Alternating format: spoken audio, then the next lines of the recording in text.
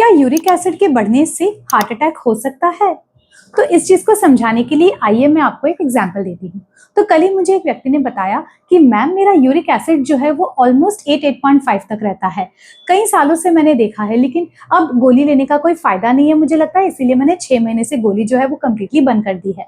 इसी के साथ साथ लेकिन मेरा कोलेस्ट्रॉल तो बहुत ही नॉर्मल है, इसीलिए मेरा हार्ट जो है वो बिल्कुल तंदुरुस्त है। अब इस व्यक्ति के बारे में मुझे पता था कि लास्ट ईयर ही इनको जो है वो 2 बार गाउट के अटैक्स हुए थे। अब ये गाउट होता क्या है? गाउट एग्जैक्टली हमारे बॉडी के अंदर एक इन्फ्लेमेटरी स्टेट होती है जो हो जाती है यूरिक एसिड के बढ़ने से।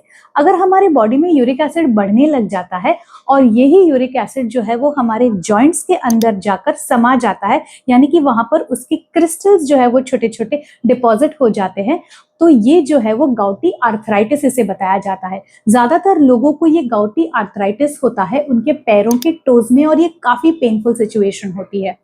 इनफैक्ट ये जो है वो एक इन्फ्लेमेटरी स्टेट होता है।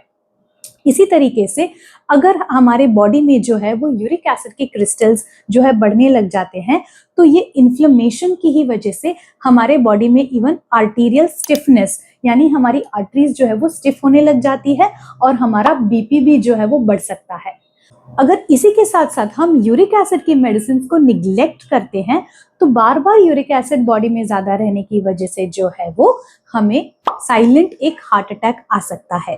कई बार ऐसा देखा जाता है कि कुछ लोगों में जिनका कोलेस्ट्रॉल लेवल भले ही नॉर्मल हो, लेकिन अगर उनका यूरिक एसिड स्पाइक होता है तो ज्यादातर देखा जाता है कि रात में स्पाइक होता है और वो अर्ली मॉर्निंग में एक साइलेंट हार्ट अटैक लेके आता है।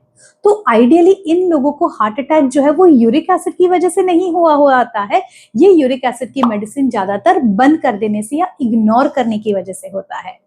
तो इसीलिए किसी प्रोफेशनल गाइडेंस के बिना बिल्कुल भी ऐसी मेडिसिन को आपने बंद नहीं करना चाहिए। अगर आपको ये इन्फॉर्मेशन वैल्यूएबल लगी हो तो प्लीज ये इन्फॉर्मेशन उन लोगों के साथ शेयर करिए जिनको ये यूरिक एसिड की प्रॉब्लम हो, and follow for more. Thank you for watching.